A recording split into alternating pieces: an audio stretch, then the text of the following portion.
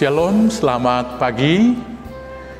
Mari kita berangkat melakukan tugas panggilan kita untuk melayani sesama dan memuliakan Tuhan dengan dibekali firman Tuhan. Maka sebelumnya, mari kita bersatu dalam doa.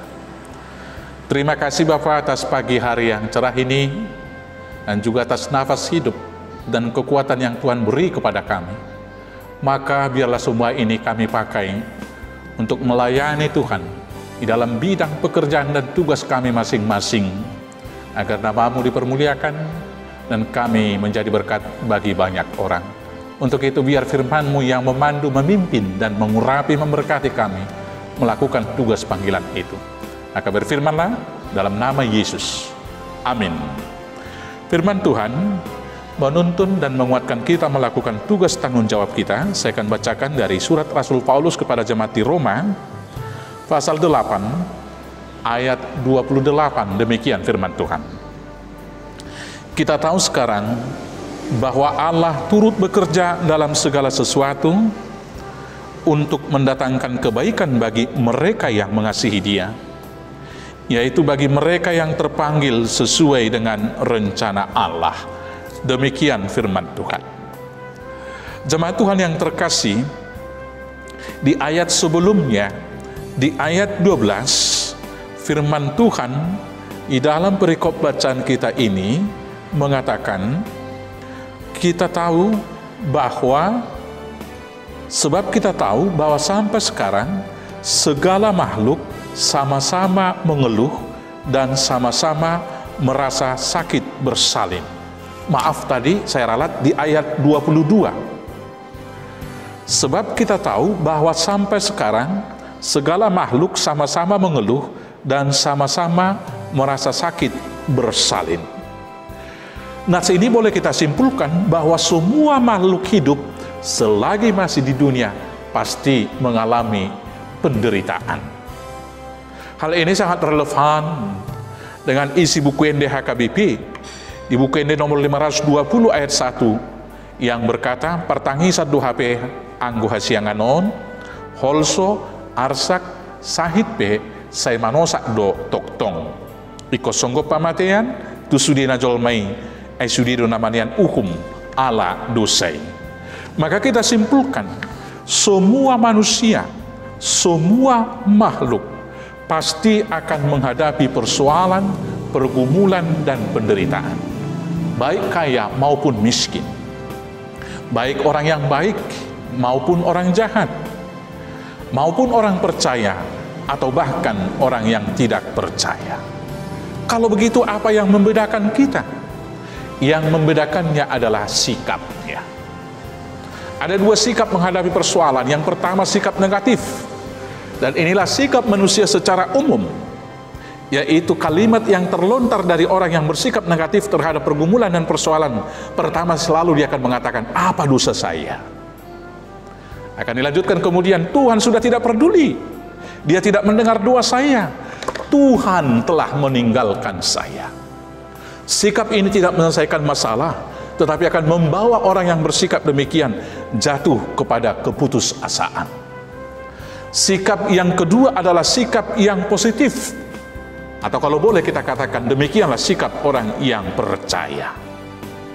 Sikap orang yang percaya, tiap-tiap menghadapi pergumulan dan persoalan, dia akan bertanya, apa yang Tuhan mau? Apa rencana Tuhan dari pergumulan dan penderitaan yang harus saya hadapi ini? Dengan pertanyaan dan sikap yang positif demikian, maka seseorang akan dimampukan bersuka cita dalam pengharapan walau masih dalam penderitaan. Di ayat 18, di perikop bacaan ini dalam Roma 8 ayat 18 dikatakan, sebab aku yakin bahwa penderitaan zaman sekarang ini tidak dapat dibandingkan dengan kemuliaan yang akan dinyatakannya kepada kita. Sikap positif memampukan kita tidak hanya melihat dan membesarkan penderitaan itu sendiri, tetapi melihat jauh di balik penderitaan itu dengan berkata, sebab aku yakin bahwa penderitaan zaman sekarang ini tidak dapat dibandingkan dengan kemuliaan yang akan dinyatakan kepada kita. Masih tetap bersuka cita walau harus menghadapi banyak persoalan-persoalan. Yang kedua, orang yang berpikiran positif akan dimampukan untuk melihat bahwa tiap-tiap pergumulan penderitaan itu pasti akan berakhir dan mendatangkan dengan baik. Karena apa? Karena Allah turut bekerja melakukan segala hal untuk kebaikan kita. Dan itu tadi yang dikatakan firman Tuhan. Kita tahu sekarang bahwa Allah turut bekerja dalam segala sesuatu untuk mendatangkan kebaikan bagi mereka yang mengasihi Dia. Maka orang yang berpikir positif yang dikuasai Roh Kudus akan melihat bahwa pergumulan itu adalah satu proses menuju kebaikan. Seorang petani, dia akan berjeli lelah menggarap sawah dengan satu pengharapan nanti akan panen. Seorang anak sekolah walau harus berlelah dan juga harus bergumul untuk belajar, dia akan dimampukan kuat dalam belajar itu dengan sukacita. Karena apa? Dia akan melihat jauh, dia akan naik kelas atau lulus dari sekolah yang dilaluinya. Demikian bagi orang-orang muda. Putus pacaran bukan kata kiamat bagi anak-anak muda. Bagi anak-anak muda yang percaya putus pacaran akan mengatakan berarti Allah turut bekerja. Syukur dia putus karena Tuhan menyediakan jodoh yang terbaik. Begitulah konsep berpikir positif itu menguatkan tiap orang percaya. Yang kemudian, orang yang berpikir positif akan dimampukan dia kuat menghadapi semua perkara. Itu yang dikatakan Paulus dalam Filipi 4 ayat 13. Segala perkara dapat kutanggung di dalam Dia yang memberi kekuatan kepadaku. Saudara-saudara yang terkasih dalam Yesus Kristus, semua kita, baik jemaat biasa, sintua ataupun pendeta, semua pasti menghadapi pergumulan dan penderitaan masing-masing. Tetapi selagi di dalam Tuhan, kita tahu bahwa dalam penderitaan sekalipun Allah turut bekerja untuk membawa kita kepada kebaikan. Maka bila demikian, firman Tuhan berkata, bersukacitalah dalam pengharapan, sabarlah dalam kesesakan, dan bertekunlah dalam doa. Tuhan Yesus menguatkan, Tuhan Yesus memberkati. Amin. Kita bersatu dalam doa. Terima kasih Bapa atas firman-Mu yang menguatkan kami.